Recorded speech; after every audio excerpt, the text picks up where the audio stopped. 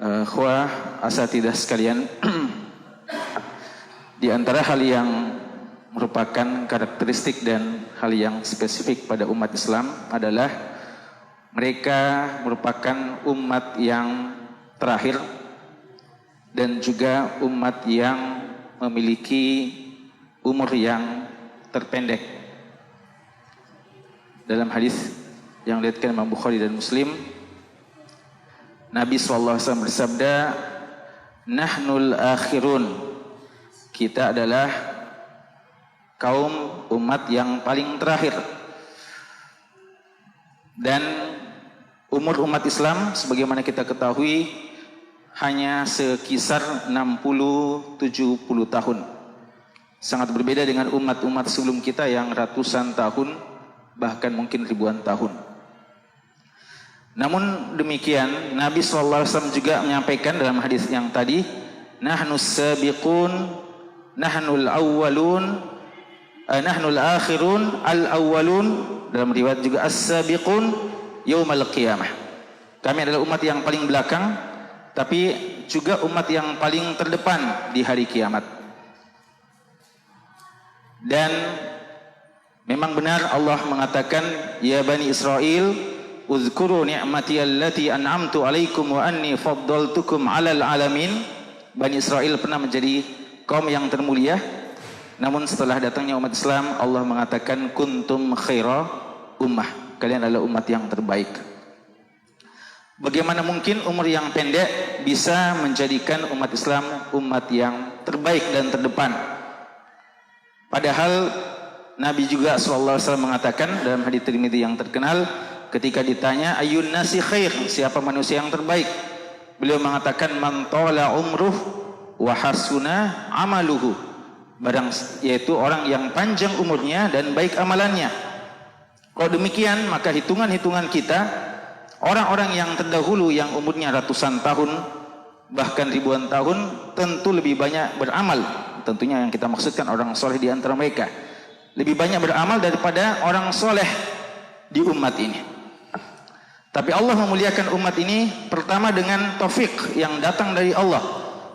Sebagai contoh, Nabi SAW menyebutkan bahwa ketika umat terdahulu disuruh pilih hari apa yang mereka pilih untuk konsen beribadah, orang Yahudi pilih hari Sabtu, orang Nasara pilih hari Ahad, dan Nabi SAW mengatakan, "Adallallahu man qablana." Allah menyesatkan orang sebelum kami. Atau maksudnya Allah tidak menjadikan mereka memilih yang terbaik. Mereka yang duluan diberikan hak memilih karena mereka yang duluan, tapi mereka salah pilih. Mereka tidak memilih hari yang terbaik. Umat Islam datang belakangan dan memilih hari yang terbaik, hari Jumat, untuk dijadikan sebagai hari ibadah mereka. Dan juga sebab sampai umat Islam ini bisa menjadi umat yang terbaik walaupun umur mereka relatif singkat, karena Allah menjadikan sebagian ibadah itu lebih mulia dan afdol ketika dikerjakan di tempat-tempat tertentu. Mungkin satu ibadah bisa 1000 kali dibandingkan di tempat yang lain, bahkan bisa 100.000 kali seperti di Masjidil Haramain. Dan juga adanya sebagian waktu yang ketika kita mengerjakan ibadah tersebut, amalan kita bisa berlipat ganda, ya, seperti yang kita tahu dari Lailatul Qadar umpamanya, dan beberapa amalan-amalan yang lain. Dan juga ada amalan-amalan yang ketika dikerjakan bisa beramal atau pahalanya bisa berlipat ganda. Oleh karena itu Nabi kita SAW, walaupun umur beliau cuma 63 tahun saja, tapi sepakat para ulama kita bahwa beliau adalah Nabi yang terbaik. Tidaklah seorang di antara umatnya beramal soleh sejak beliau berdakwah hingga hari ini, bahkan hingga akhir zaman, kecuali setiap pahala yang didapatkan oleh hamba Allah dari umat Nabi SAW yang melakukan amal soleh itu juga akan didapatkan oleh Nabi kita SAW. Sehingga umur beliau secara pandangan duniawi cuma 63 tahun lebih, namun beliau ibaratnya panjang umur. Dan inilah salah satu makna sabda Nabi SAW, "Wa man ahabban yubsata lahu fi rizqihi wa an yunsa lahu fi atharihi." Sebagian mengartikan yunsa'ulahu fi asari, artinya bekasnya, pengaruhnya terus lanjut walaupun umurnya mungkin terbatas.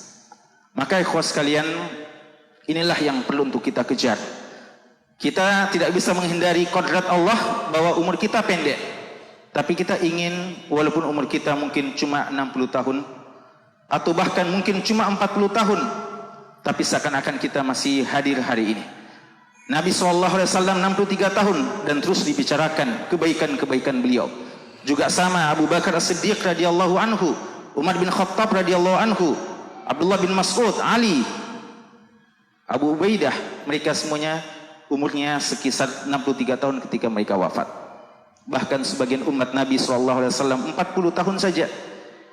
Imam At-Tabari bahkan sebelumnya Umar bin Abdul Aziz rahimahullah dan Imam Nawawi seakan-akan masih hadir hari ini, padahal beliau sudah lama meninggalkan kita. Inilah seharusnya kecerdasan seorang hamba. Makanya dalam sebagian hadis yang didoifkan sebagian namun dihasankan oleh sebagian, orang yang dikatakan cerdas al-qis adalah orang yang beramal untuk masa depannya, masa akhirat. Kita perlu banyak berdoa dan perlu banyak berusaha untuk itu. Ada doa yang Allah ajarkan kepada Nabiullah Ibrahim alaihissalam, atau bahkan Nabi Ibrahim menyebutkan dan Allah menghikayatkan kepada kita ketika Nabi Ibrahim berdoa dengan beberapa doa yang sangat penting dalam surat Asy-Syu'ara. Di antara doa beliau, waj'alli lisana sidqin fil akhirin waj'alni min warathati jannatin na'im waghfir li abi innahu kana minadh-dhallin wala tukhzini yawma yub'atsun yawma la yanfa'u malun illa banun wala yanfa'u malun wala banun illa man atallaha biqalbin salim. Kata-kata waj'alli lisana sidqin fil akhirin, ya Allah jadikanlah untukku lisana sidq, lisan-lisan yang jujur, yang baik untuk orang-orang setelahku. Di antara tafsirannya adalah beliau senantiasa dikenang. Setiap orang membicarakan tentang Nabi Ibrahim alaihissalam selalu memujinya, selalu mendoakannya. Kisah ketika beliau menyembelih anaknya atau hampir menyembelih anaknya terus dibicarakan minimal sekali dalam setiap tahunnya. Ini adalah salah satu pembuktian bahwa Allah telah memberikan kepada beliau lisana sidqin fil akhirin, dan Allah telah mengatakan waja'alna lahum lisana sidqin aliyya, dan Allah telah memang memberikan kepada beliau lisana sidq bagi orang yang datang setelahnya. Dan demikianlah para ulama kita jamaah sekalian. Disebutkan bahwa Imam Ahmad rahimallahu taala ketika beliau telah berdakwah sekian lama dan akhirnya wafat. Wafatnya para ulama tidak sama dengan wafatnya orang-orang biasa.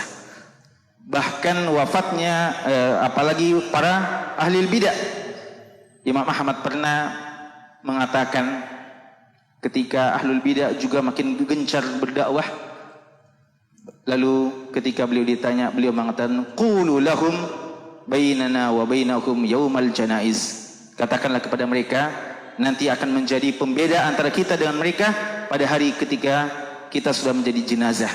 Artinya ketika kita sudah wafat, bagaimana respon perhatian dari masyarakat ketika seorang alim yang soleh, seorang alim yang muslih wafat dibandingkan seorang yang kerjanya merusak di tengah masyarakat atau mungkin di kalangan ahli bidah. Akan sangat nampak perbedaan. Nanti yaumul jenazah para ulama tidak akan sama dengan yaumul jenazah orang-orang biasa, apatah lagi para penyuruh kebatilan. Dan sangat benar apa yang dikatakan oleh Imam Ahmad rahimahullah ta'ala. Al-Imam Ibnu Katsir rahimahullah ta'ala dalam Bidayah wa Nihayah menyebutkan tidak kurang dari 700.000 orang yang menghadiri jenazah Imam Ahmad rahimahullah ta'ala. Dan bukan cuma di kalangan kaum muslimin, ada 4 kata beliau golongan yang menghadiri jenazah beliau. Kaum muslimin tentu saja, ada juga Yahudi, ada juga Nasrani, dan ada Majusi. Dan tidak kurang dari 10.000, bahkan dalam sebagian versi 20.000 masuk Islam ketika mengantar atau ketika wafatnya Imam Ahmad rahimahullah ta'ala. Jin pun dikatakan, ya, mungkin sebagian ulama waktu itu punya muamalah khusus dengan jin, ya, atau kenal juga dunia jin. Disebutkan jin juga pada bersedih, ya, dengan wafatnya seorang Imam Ahmad, karena memang seorang alim dia berilmu dan dia mengajarkan ilmunya, dan ilmunya kadang dihadiri taklimnya oleh manusia dan jin. Wallahu a'lam. Ya, mungkin Ustaz Harman bisa nanti menjelaskan. Ya, khusus kalian, ini makin terasa dan sangat terasa beberapa hari yang lalu. Ya, kita tahu hari Sabtu kemarin, ya, kita semuanya merasa kehilangan dengan seorang alim, seorang mukri, qari, imam Masjid Nabawi, ya, utamanya dalam surat Tarawih, dan imam Masjid Quba, yaitu Syekh Muhammad Ayyub rahimallahu taala. Beliau mungkin tidak banyak yang kenal, ya, kecuali mungkin sebagian sering mendengarkan dan menikmati qiraah beliau, tapi mungkin tidak tahu secara persis yang mana Syekh Ayyub, ya, sehingga kadang sebagian ikhwah kita bilang Syekh Ayyub meninggal, dia bilang yang mana itu, ya. Lalu kita bilang ini qiraahnya, bilang oh ini sudah lama, kami senang dengan qiraahnya.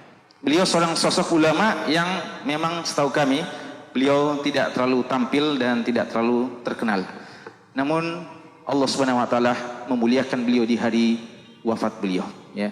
Semua orang yang menyaksikan, ya, bagaimana jenazah beliau, melihat bagaimana penghormatan para ulama, bagaimana ulama semuanya berkomentar dan memuji beliau, dan murid-murid beliau, bahkan mungkin orang yang belum sempat ketemu dengan beliau.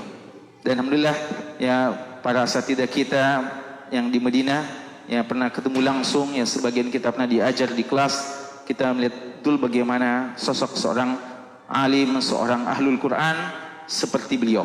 Ya, beliau begitu dihormati, bahkan beliau dikatakan setelah meninggalnya, barulah pada hari meninggalnya channel Telegram untuk khusus untuk beliau baru dibuatkan, ya.